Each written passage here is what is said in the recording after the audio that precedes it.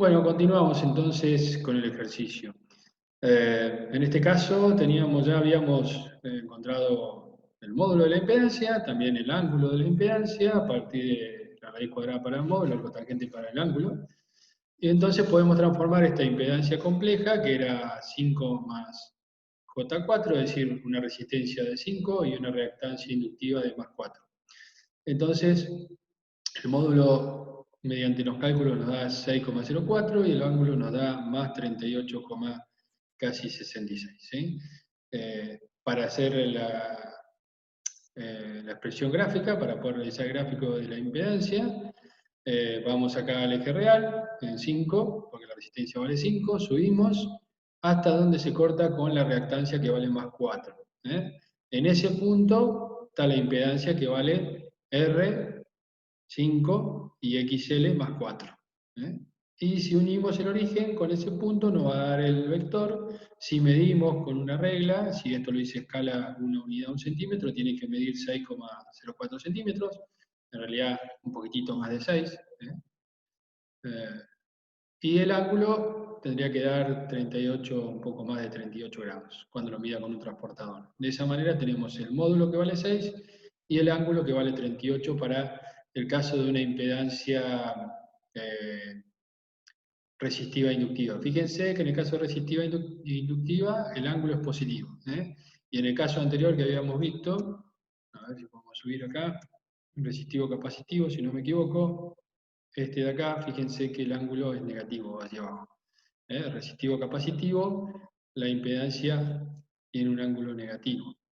¿Sí? Mientras que en el caso de una impedancia resistiva e inductiva tiene un ángulo positivo, el vector va hacia arriba.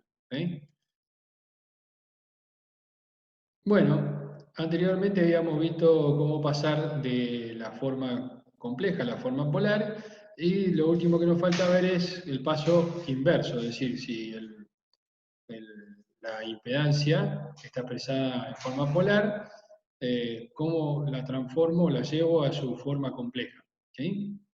Entonces fíjense que para encontrar la impedancia en forma compleja, si la tengo expresada en forma polar, la resistencia es igual al módulo de la impedancia por el coseno del ángulo φ. Y la reactancia es el módulo de la impedancia por el seno del ángulo φ. Es decir, que la impedancia compleja sería R más JX, o sea, RZ por coseno de φ más JZ por el seno de φ. ¿Sí? Veamos un ejemplo para entenderlo mejor. Tenemos la impedancia que está como la que vimos recién, el ejercicio que vimos recién, que su módulo es 6,04 y su ángulo era 38,6598. En realidad ahí están redondeados los dígitos. ¿Sí? Sí, esto tiene más dígitos el ángulo y también tiene más dígitos el módulo, pero lo redondeamos con esos valores. Entonces ahora lo vamos a transformar a su forma compleja, que ya la habíamos visto. Su forma compleja nos tiene que dar lo que esto, ¿no? 5 más J4, ¿sí? Porque pasamos de esta forma compleja a esta forma polar y nos dio este valor, y ahora vamos a pasar de esta forma polar a esta forma compleja, nos tiene que dar 5 más J4. Entonces, vemos que la resistencia, R, va a ser igual al módulo de la impedancia, que vale 6,04, por el coseno del ángulo de la impedancia, que es el coseno de 38 más 38,6598. Y esto da 4,29, no da 5 porque nosotros redondeamos tanto en el módulo como en el ángulo, por eso nos da 4,99. Si utilizásemos todos los dígitos que nos diera del módulo y todos los dígitos que nos diera del ángulo, esto va a dar exactamente 5. Es decir que la resistencia vale 5, como esperábamos que diera, ¿no? Como tenía que dar. Entonces ahora la reactancia es el módulo por el seno del ángulo, es decir, 6,04 por el seno de 38,6598, que da 3,99, redondeando son 4 ohms. De vuelta lo mismo, al tener acá valores redondeados no nos da exactamente 4, pero se nota claramente que si utilizo todos los decimales eso va a dar 4. Entonces, la resistencia expresada en forma compleja es 5 más J4, que es lo que habíamos visto que nos tenía que dar. Es decir, que vimos cómo podemos pasar de forma compleja a forma polar a partir de la raíz cuadrada y el arco tangente del ángulo, como están estas dos expresiones. Acá tengo módulo y ángulo, De esta manera paso de complejo a polar. ¿Sí? Y si no, si lo tengo en forma polar y lo necesito a la impedancia, la necesito en forma compleja, ¿sí? La tengo acá en forma polar, perdón, aquí en forma polar y la tengo que escribir en forma compleja, entonces es z módulo por el coseno del ángulo más j z por el seno del ángulo. ¿Sí? De esa manera la transformo en su forma compleja.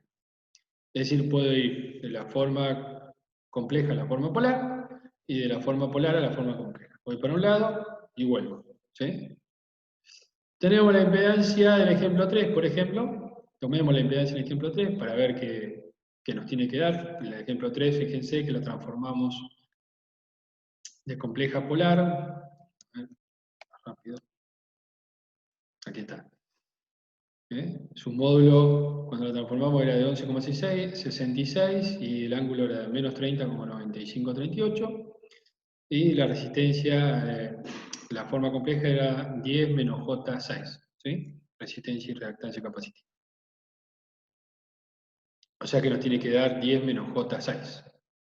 Fíjense, si hacemos 11,66, que es el módulo de impedancia, por el coseno de su ángulo, que es menos 30,9638, recuerden que cada vez que tenemos que utilizar, si usamos el grado, los ángulos en degradianes, la calculadora tiene que estar en el modo degradianes, en modo deg, si no, no nos va a dar 10, nos va a dar otra cosa. Entonces, 11,66 por el coseno de menos 30,9638 nos va a dar 9,99, que redondeando sería 10 ohms. Y el módulo en este caso de la reactancia X sería el módulo, que es 11,66, por el seno de menos 30,9638.